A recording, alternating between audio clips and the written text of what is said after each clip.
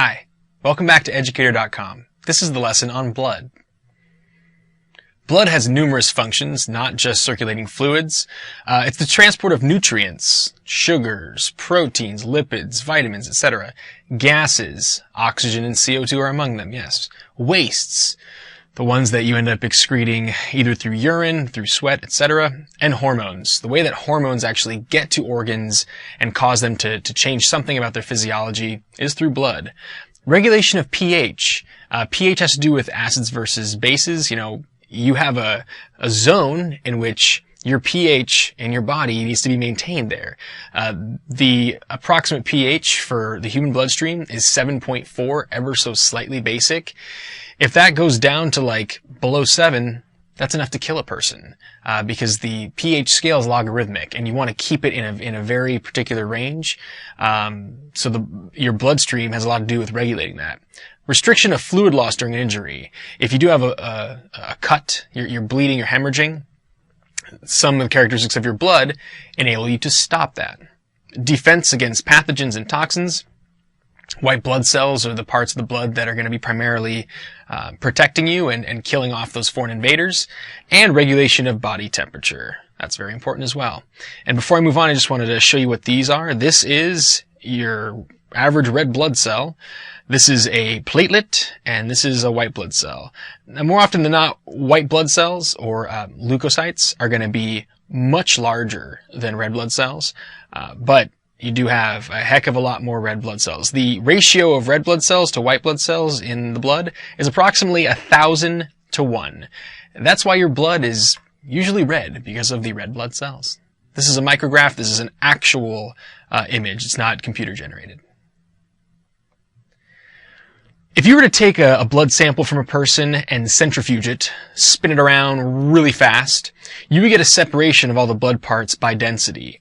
The densest parts, specifically what's called hematocrit. Hematocrit is all of the solid blood parts, majority of which is red blood cells.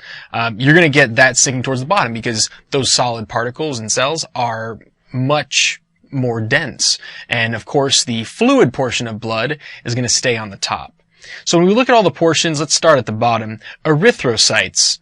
Erythrocytes is the technical term for red blood cells. Erythro means red, cyte means cell. So approximately 45% of the average person's blood is the red blood cells. The other part up next is the buffy coat. There's this white band that tends to be a coming together of all of your white blood cells and platelets, which are just slightly less dense than your compacted red blood cells. So thrombocytes is the technical term for platelets, and leukocytes is the technical term for white blood cells. White cells. And we'll talk more about the functions of these later. Plasma. Yellow fluid. The particles dissolved in the plasma is what gives it that yellow look. There are lots of particles dissolved in the plasma, the fluid, the actual fluid of your blood. Of course, a lot of plasma, most of it, is water. You also have gases. Oxygen, CO2, nitrogen gas. There's a lot of them. You're going to have nutrients.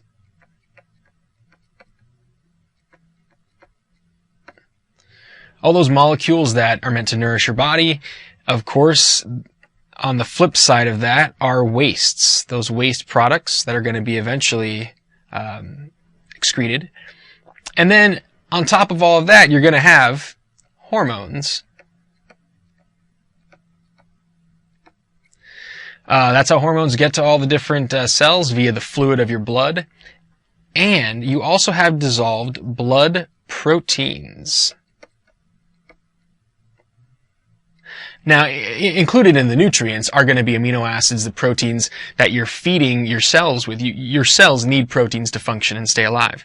These proteins, they stick around in the blood, and they all have their own purposes. The majority of these blood proteins, 60% of them approximately, is the albumins.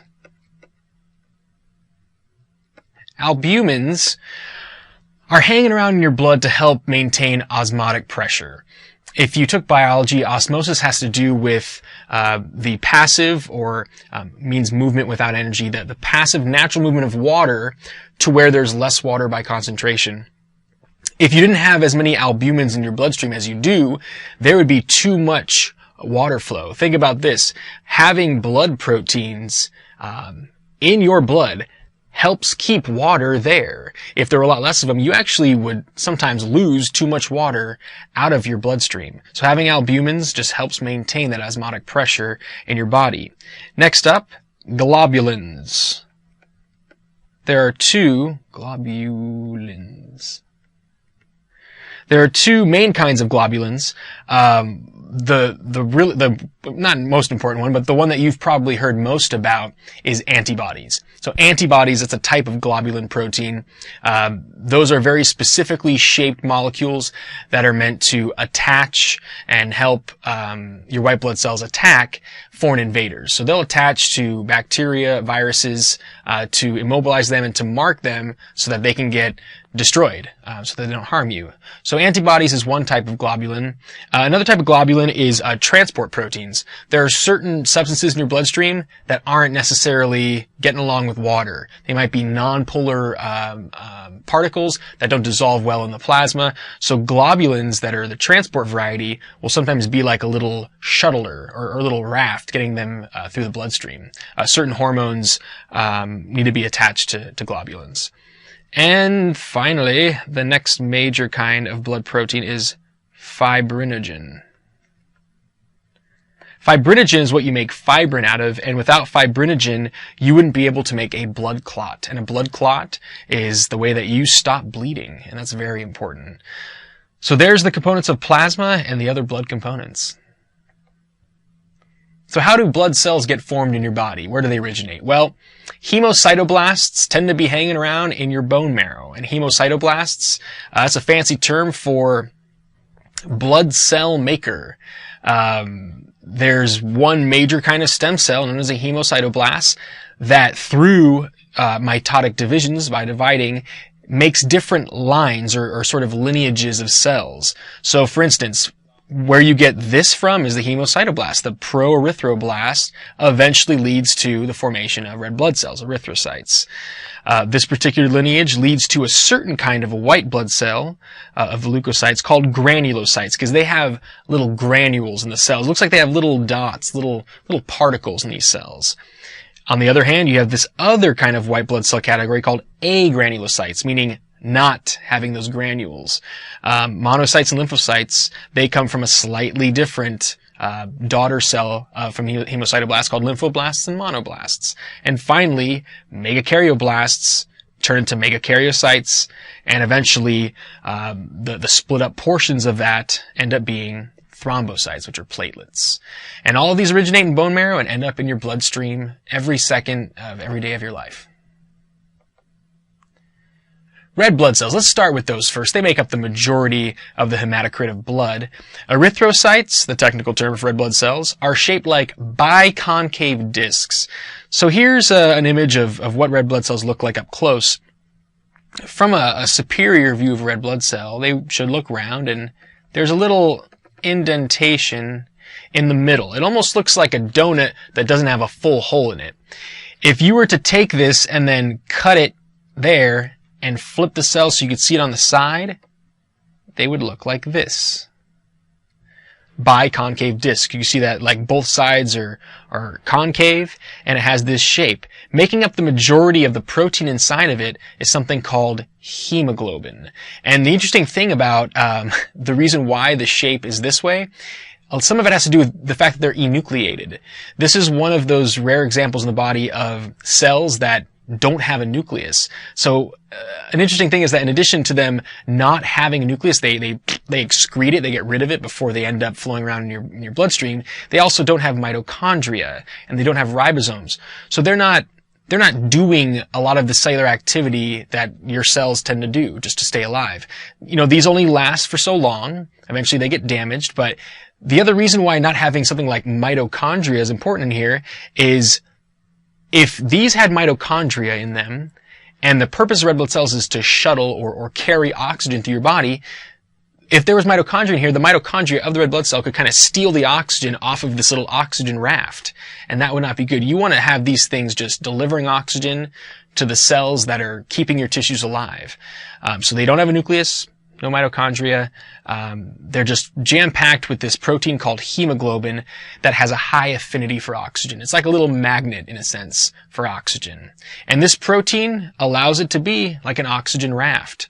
I like to think of oxygen just kind of sitting back and just enjoying its ride on the red blood cell until it gets to a capillary and ends up finding its temporary home. Oxyhemoglobin versus deoxyhemoglobin. Depending on whether or not oxygen is attached to the red blood cell and physically attached to hemoglobin, it has a slightly different color. When oxygen is on hemoglobin, it looks red. When there is no oxygen on hemoglobin, it tends to look like a deep, dark purplish that can oftentimes look blue. And that's how you get that look with veins, being slightly bluish in the systemic circuit, and arteries and arterioles being more reddish because of the particular part of the blood vessels that have oxygen attachment versus no oxygen attachment. And red blood cells last up to 4 months. Some of them last a lot less time than that because they can get damaged as they're moving through, getting shuttled through your bloodstream. They get damaged. They get ruined and they break down. And since they don't have a nucleus, and since they don't have those other organelles, they're not repairing themselves. You're getting rid of at least 1 million red blood cells every second of every day. And you're also making that many. So you can get away with having these damaged red blood cells because you're making 1 to 3 million new red blood cells. And they have those entering the bloodstream every second. And this is variable because I've seen textbooks say 1 million. I've seen textbooks say 3 million. So there's a range. I'm sure it depends on the person, depends on their size, depends how many liters of blood are in their body.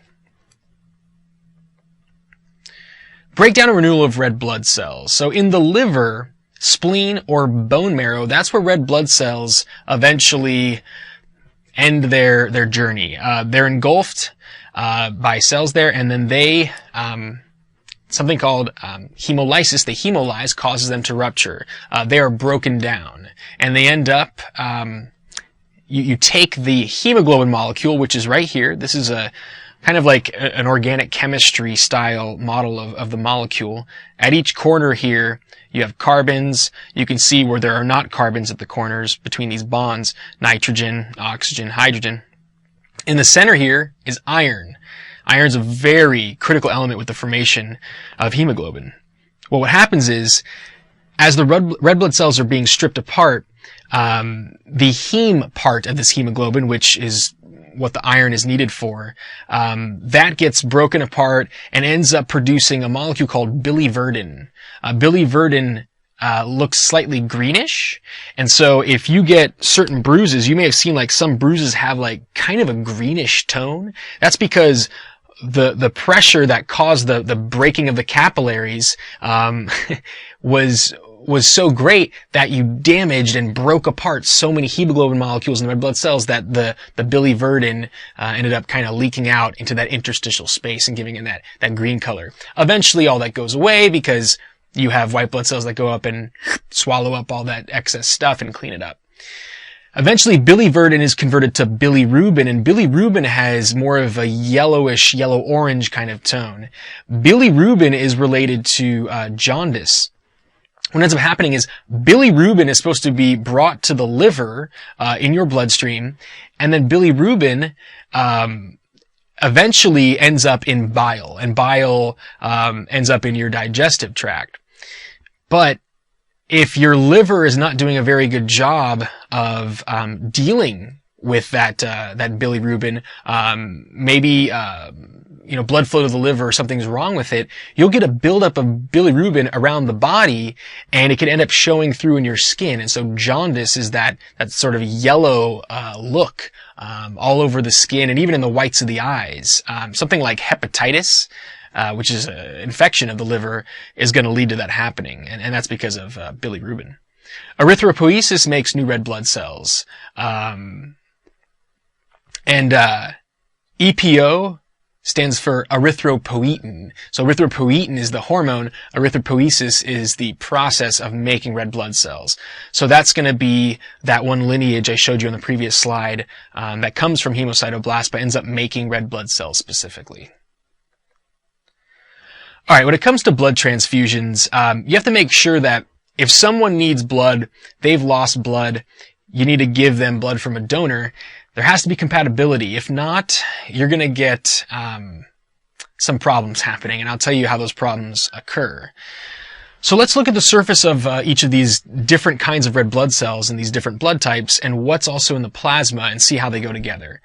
So if we looked around the surface of a red blood cell in somebody who has type A blood, let's say that on the surface there are these little molecules, these little antigens is what they're called, projecting through the plasma membrane. So this is an A antigen. Antigen is a general term for some kind of molecule. Usually it's proteinaceous, it's made from protein. Sometimes there are lipidy characteristics to them. But even the ones on the surface of a bacterium, a bacterial cell, you can call those antigens and use that term in the case of how antibodies that your body produces are going to be attached to there. Well, there's antibodies with respect to this too. So this is a red blood cell that belongs in this person's body, and they have this kind of antigen on the surface, and I'm giving it that kind of squarish shape. Well, the person with A blood has an antibody that goes against B blood. So right next door to it, you're going to have antibodies that look like this. Now, in later lessons in the immune system or lymphatic system lesson, you'll see that the actual structure of antibodies is more Y-shaped, but for the case of keeping this simple, I'm keeping it like this. So these two here are called anti-B, because they're against B blood, antibodies. And you'll see what this means in a sec, because now I'm going to show you what's on the surface of B blood cells.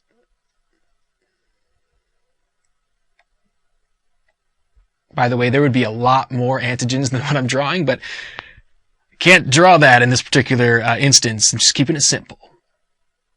So this is actually a B antigen. So a B antigen, different shape, different kind of conformation, different molecular shape than this particular antigen here. Well, B blood in the plasma, in that fluid floating around, you have the opposite going on. You have antibodies that would look like this. I know this looks like an H, but use your imagination. So these would be floating around, and these particular antibodies, guess what? Anti-A antibodies.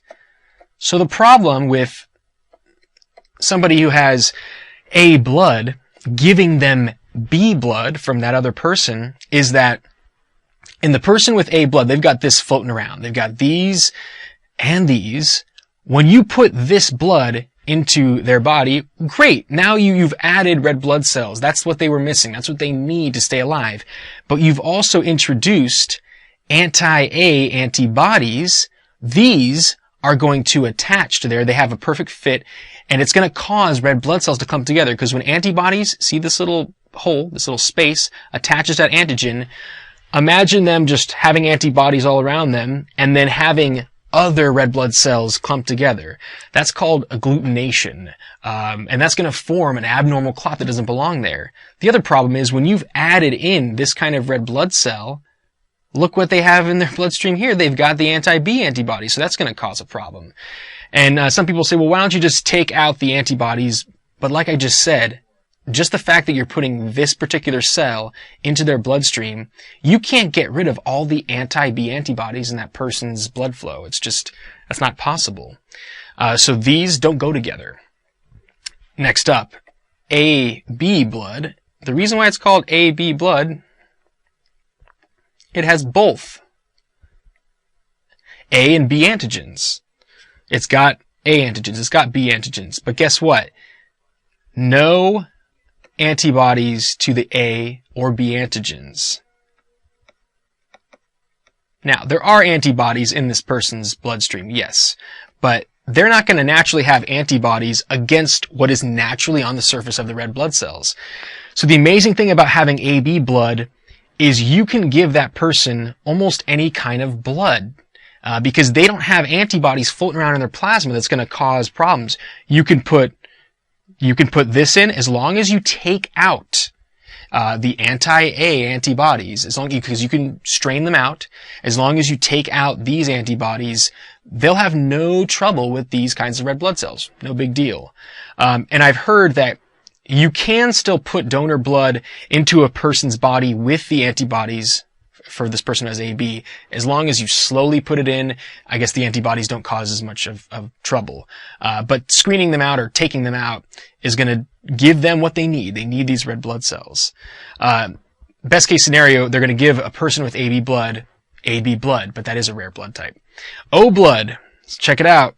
O red blood cells. I'm just drawing it like an O because they don't have the A antigen on the surface. They don't have the B antigen, but they have both kinds of antibodies naturally floating around, actually floating around their body. Both antibodies. That's why somebody like myself with O blood, I need O blood. If you give me,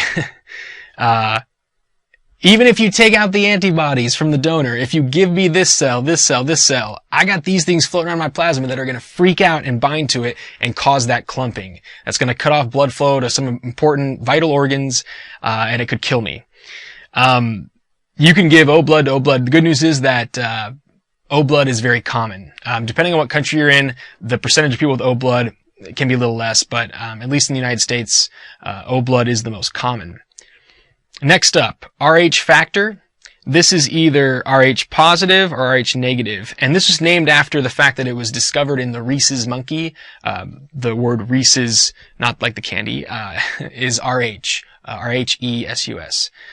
So the rhesus monkey, they discovered this. This comes from a separate gene.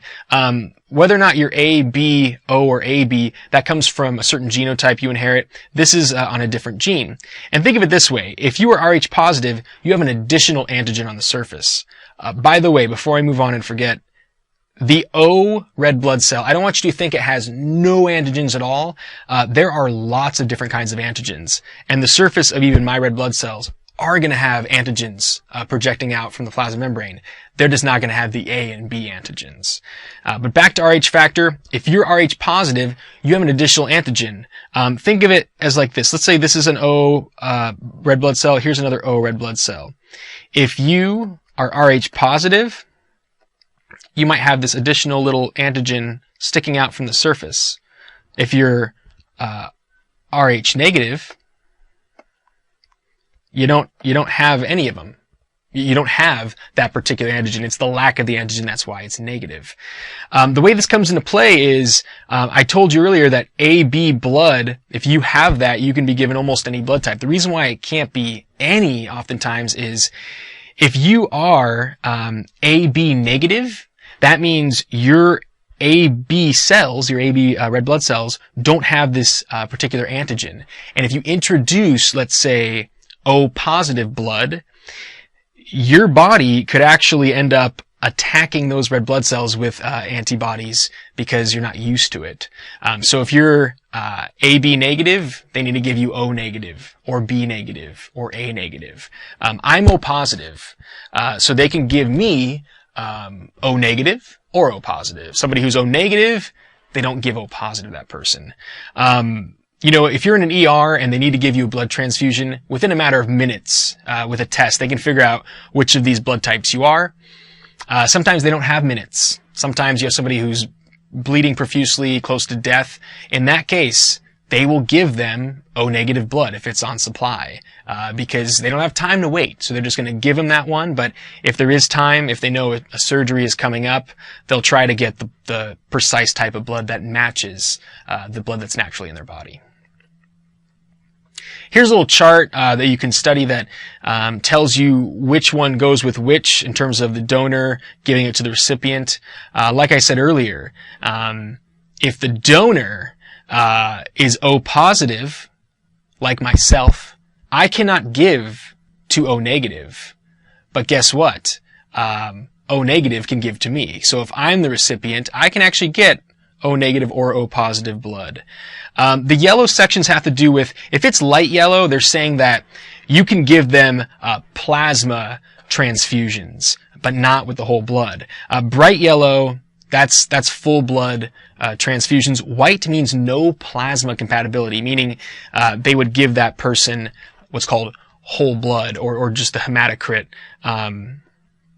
Hematocrit's actually a better name for it. That's the compacted red blood cells. So there you go. White blood cells, also known as leukocytes. Leukocytes come in many varieties and have an incredible ability to defend the body. Here are the main functions, or abilities rather. They can migrate out of the bloodstream. Amazingly, a white blood cell can squeeze itself.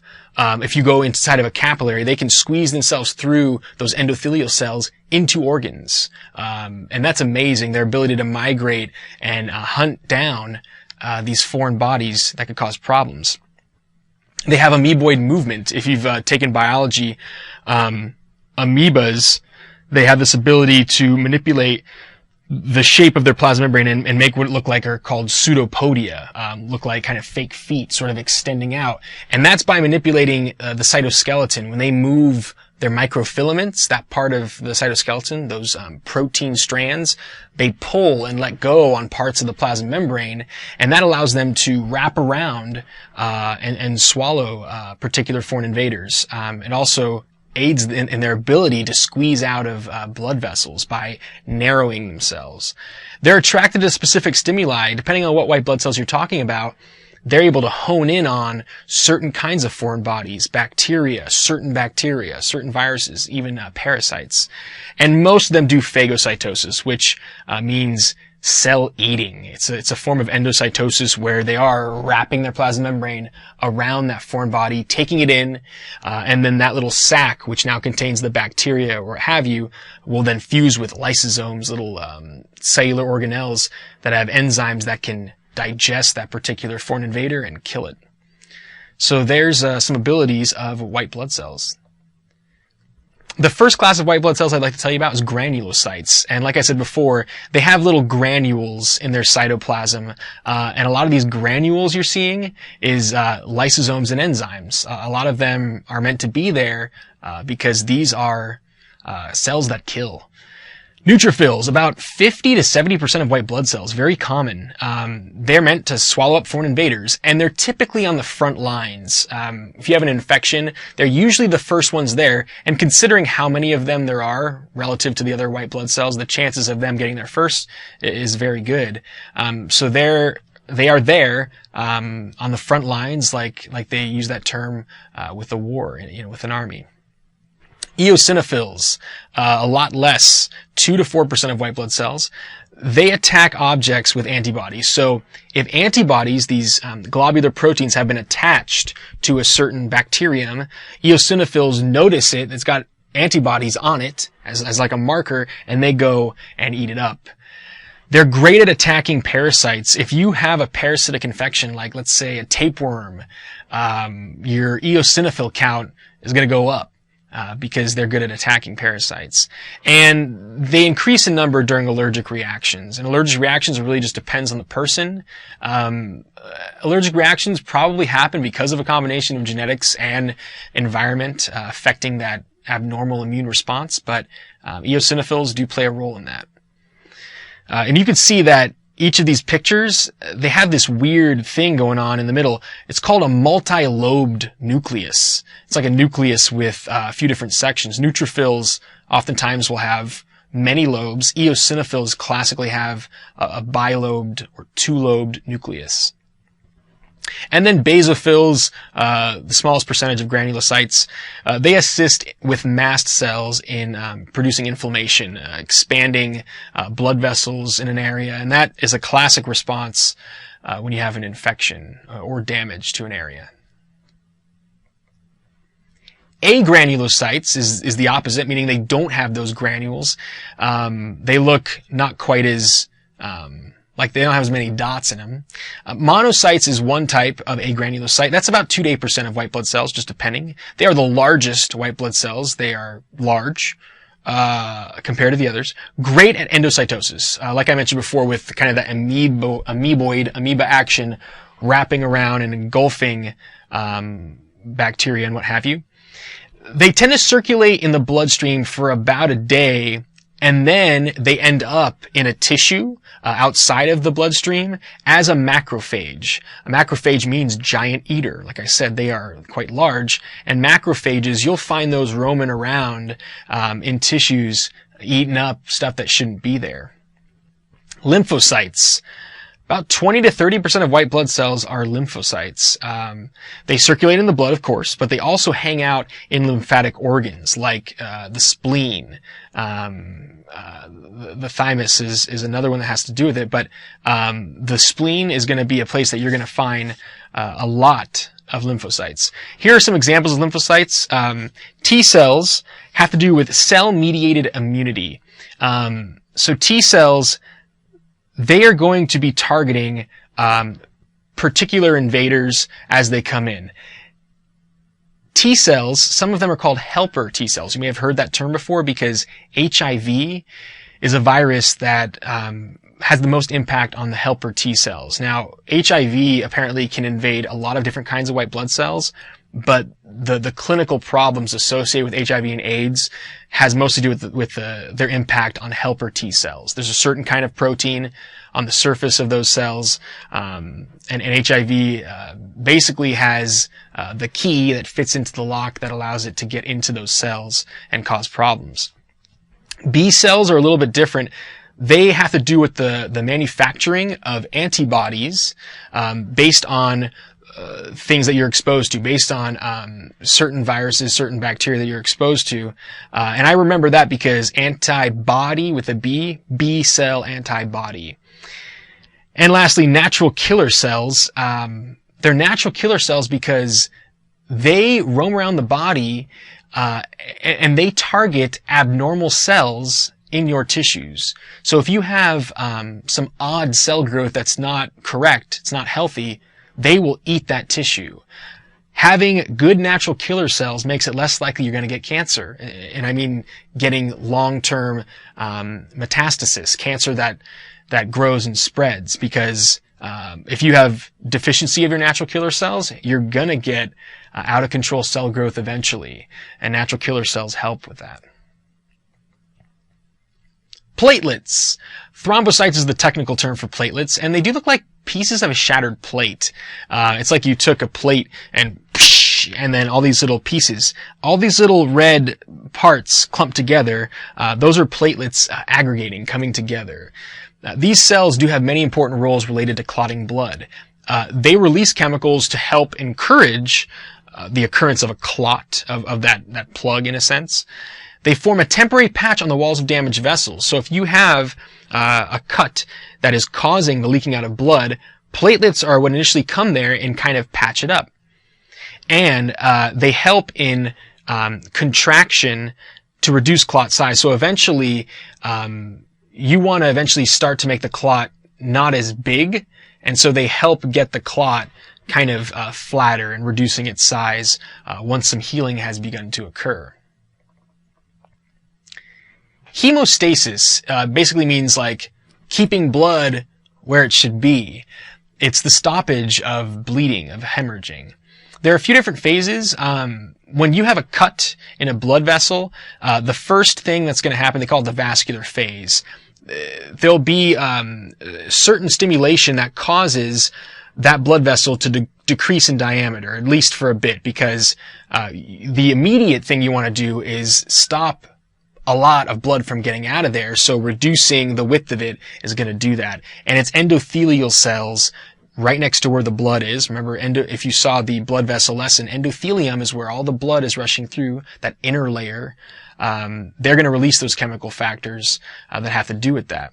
Next is the platelet phase. You have platelets in your bloodstream just flowing all around, and then they are stimulated to aggregate there, to come there and kind of bind to one another, and it's almost like glue in a sense that's trying to get that vessel patched, to get it so that you don't have as much blood coming out of it. And that's going to cause the release from the platelets of more chemicals like ADP and clotting factors. ADP, if you've taken biology, this is the same ADP that you get when ATP, adenosine triphosphate, is broken apart. This is adenosine diphosphate. And that is a chemical factor that can actually encourage the formation of a clot in your bloodstream. Next is the coagulation or blood clotting phase. So the platelets have started to patch up this vessel cut. But you also want to do a better job of patching up that area so that you don't have bits of blood leaking out through it.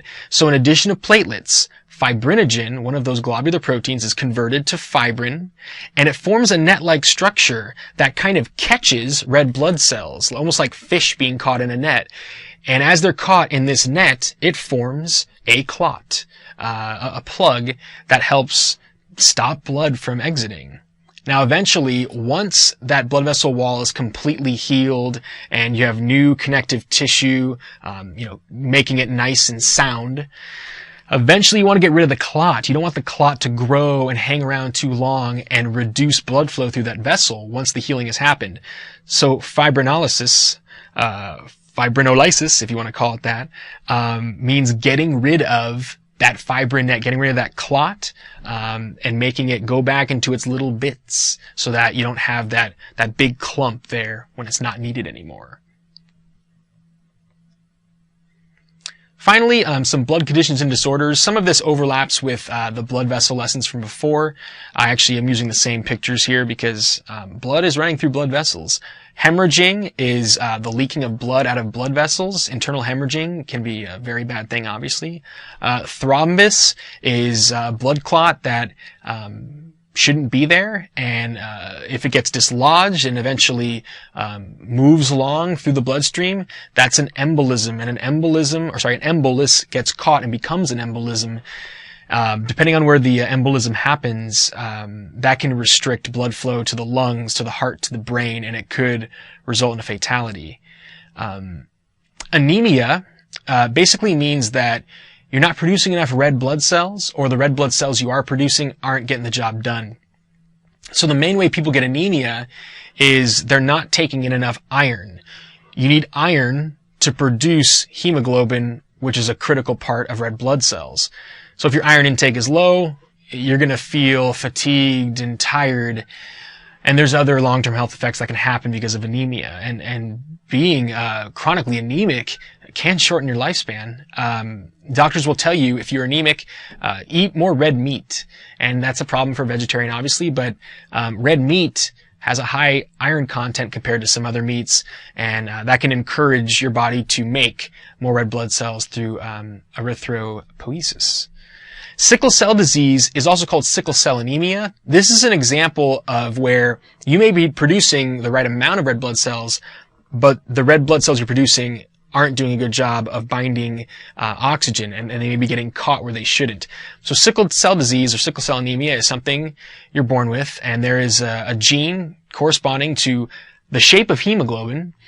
And the amazing thing is that all the amino acids that are put together to make hemoglobin, it's a point mutation. It's one DNA base that's wrong, and that impacts one of the amino acids and changes the whole structure of hemoglobin, so that instead of the cells looking like this, that round shape with that little indent, that little well, they kind of look like this, like a sickle. And that shape means hemoglobin isn't doing as good of a job at binding oxygen effectively, and this shape also causes these red blood cells to get caught in certain parts of the body. And there are long-term negative health effects of having sickle cell disease or sickle cell anemia. Hemophilia is another genetic disorder. Unlike sickle cell disease, which is an autosomal disease, meaning not sex-linked, hemophilia, the most common form, is sex-linked. It's on the X chromosome, and if you've taken biology, you might remember that because it's on the X chromosome, it affects more males than women. Males only have one X chromosome, females have two. So all it takes is one harmful recessive allele on that one X chromosome in men to give them hemophilia. It takes the inheritance of that allele from both parents in women. So hemophilia, this literally means loving blood. And ironically, someone who's hemophiliac would not love to see blood. The reason why it has that name is because when they get a cut, blood keeps coming. They do not have the ability to properly, naturally clot their blood. That's a problem. There are so many different factors. There's something like 20 factors that have to do with this domino effect that leads to the formation of a clot. I gave you a very brief summary of how a clot is formed, but it's a very complicated chemical process. And so, being a hemophiliac, something is wrong with that sequence of how a clot is formed, and you don't have the proper blood proteins to do that. There is no cure, but if you are a hemophiliac, you can carry around something that allows you to inject clotting factors when you do get a cut, or you're going to have to take a trip to the ER to deal with that.